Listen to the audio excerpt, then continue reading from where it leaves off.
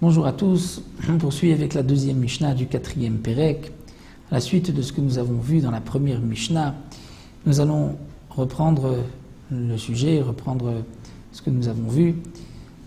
Lorsque on achète un objet, on devient propriétaire de cet objet lorsqu'on le lève.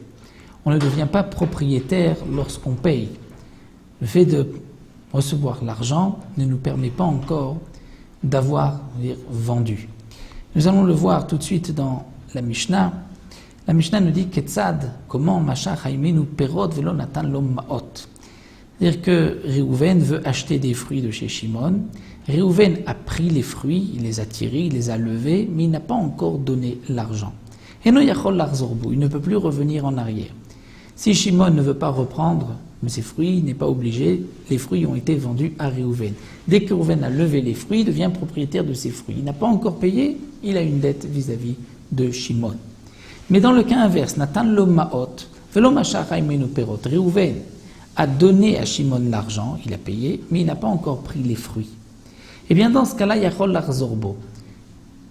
L'acquisition ne s'est pas encore faite, bien qu'il a payé, et il peut revenir en arrière. Mais attention, même s'il peut revenir en arrière, aval amrou, les Chachamim m'ont dit, et au moment où on lui rend l'argent, on lui dira attention, Mishepara manche dora maboul, celui qui a puni la génération du maboul, c'est-à-dire Akadosh Baruch Hu qui a puni la génération du maboul, midor aflaga, et de la génération de la tour de Babel, et aussi des gens de Sodome, Amora, des Égyptiens, ou Atid li para, lui Akadosh Baruch Hu punira mimi shenomet bediburo, celui qui ne tient pas sa parole.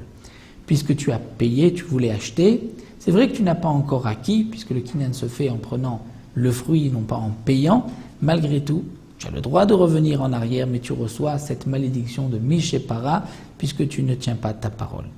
Rabbi Shimon Omer, Rabbi Shimon lui dit, Kol shakesef biyado yado ala Eliona. Celui qui a l'argent dans la main, c'est lui qui a la main au-dessus. C'est-à-dire que Rabbi Shimon est en machloket avec Tanakama. Après Tanakama, comme nous avons vu le premier Tana de la Mishnah, lorsqu'il a donné l'argent et qu'il n'a pas encore pris les fruits, il peut changer d'avis, puisqu'il a donné l'argent, il n'a pas encore acquis les fruits. Qui peut changer d'avis? Pour Tanakama, c'est aussi bien le vendeur que l'acheteur, puisqu'il n'y a pas eu encore d'acte d'acquisition. L'un des deux peut dire « Stop, on arrête,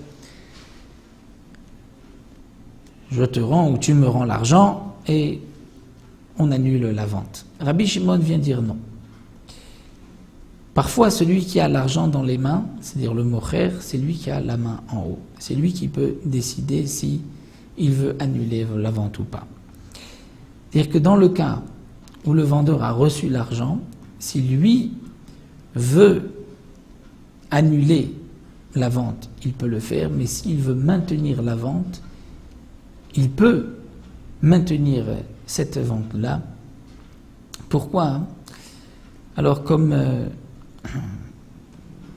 le Barthénoura nous explique ce que nous avons mentionné dans la première Mishnah, toute la raison pourquoi l'argent ne nous permet pas d'acquérir, c'était une xéra. De peur que si le blé qui a été acheté se trouve dans la grange de Réhouven et que Shimon n'a pas les moyens d'y accéder, si la grange prend feu, donc Shimon va perdre tout son blé. Donc puisque tout dépend en vérité de la possibilité pour Shimon d'accéder à la grange, dans un cas précis, dit Rabbi Shimon, Shimon peut décider est-ce qu'on annule ou pas. C'est dans le cas où la grange appartenait à Shimon, mais elle a été louée à Réhouven. Et Réhouven a entreposé le blé qu'il vend maintenant à Shimon.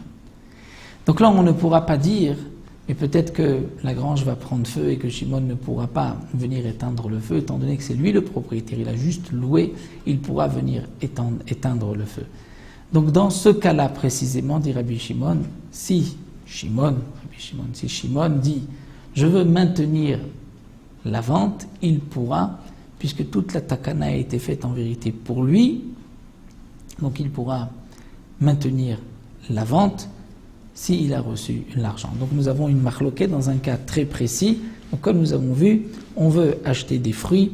Lorsqu'on a levé les fruits, l'acquisition s'est faite, même si on n'a pas payé, on se doit ensuite de payer, c'est une dette, mais les fruits sont à nous, donc on ne peut plus ensuite annuler la vente. Si on a juste payé mais qu'on n'a pas pris les fruits, on peut annuler la vente, mais il y a l'interdiction de Mishépara, la malédiction de Mishépara. Si l'acheteur ou le vendeur veulent changer d'avis, ils pourront donc bien sûr, mais il y aura toujours ce Mishépara. Pour Rabbi Shimon, dans un cas précis, le vendeur peut maintenir la vente dans le cas où la grange lui appartenait et qu'il l'avait louée à Réhouven.